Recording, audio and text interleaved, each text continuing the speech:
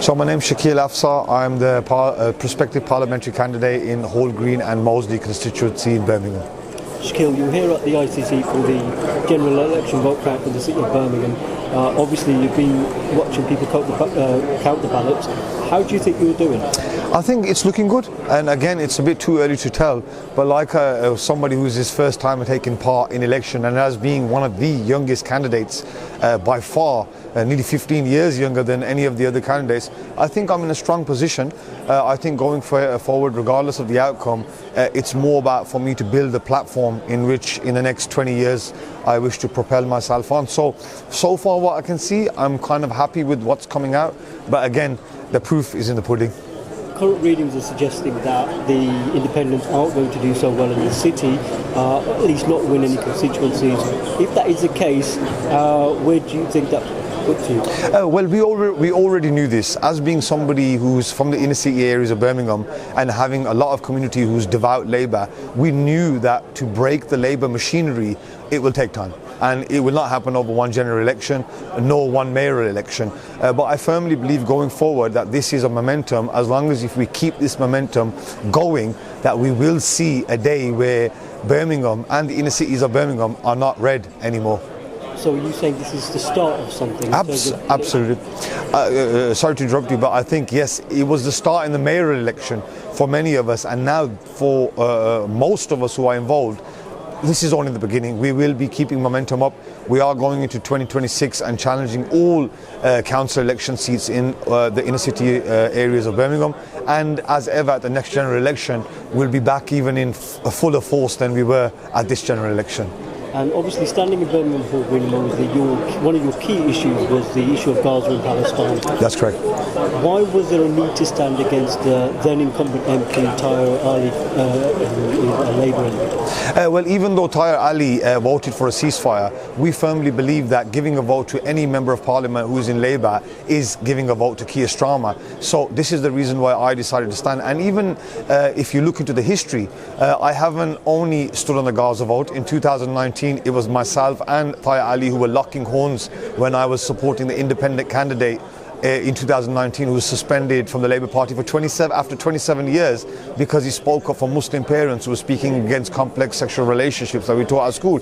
So, it's a journey. I'm enjoying it. And I feel like we need an election every year. So we're prepared, we're ready, and we're firing, ready to go on any direction, whether it's in Parliament on Monday morning or whether it's back to the drawing board and ready for the next general election.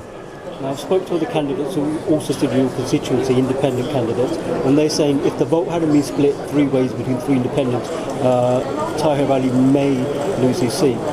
Yeah, I absolutely agree with that. But with somebody who was part of the mayoral campaign and somebody who's had no allegiances with any parties previously, there was also speculation in our areas due to it being a large Muslim-dominated seat, nearly 54%, that the Labour top wigs had a big issue, and potentially having more candidates only splits the vote. I am somebody who's had no affiliation with Labour or Conservatives or any other party for that matter, and I believe some of the other candidates have been devout Labours to the point where the brothers have only left the Hall Green CLP around 27 days ago. So it begs to differ, and I'm sure the people who watch this will be able to, after seeing the figures, see why there was a split in the vote. And it'd be a damn shame if all the independent candidates' result put together was enough to beat Tahir Ali, because it would take away from the mission that I started in 2019 when I stood up against Tahir Ali and supported Roger Gadzif in his election campaign.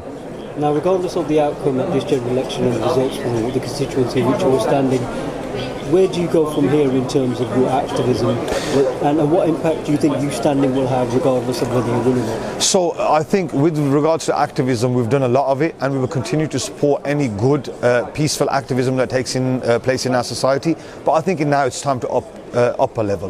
We want to get into the political sphere, and more importantly, our aim is to motivate our communities to get involved. As we know, indigenously, our communities are not as active as one would like them to be, and we believe that if our communities are 90% active in the political spectrum, we would be a force to be reckoned with. So going back, whether we win or lose, or if we do lose, the aim will be to go back to the drawing board, empower people, get other candidates to become motivated up and down the UK, and kind of spearhead the independent movement up and down the UK alongside with my dear brother Ahmed Yaqub. And does that mean you're saying that regardless of what happens, you're going to continue on your political journey? Oh, absolutely, absolutely. This is only the start for us. And one must remember that you have to build somewhere. When Labour was formed and Conservative was formed, they were formed, if you look at their history, as a small organisation, which then grew to be two of the biggest parties in United Kingdom. Our aim is going to be to do that. And we are men who firmly believe that good men plant trees in the shade of which they may never sit. So for us, it's not even about our lifetime, it's about leaving a blueprint for our future generations. And just to briefly clarify now, are you saying you would maybe stand in a future election as either a councillor or prospective MP? I would definitely be standing in future general elections as a prospective Member of Parliament.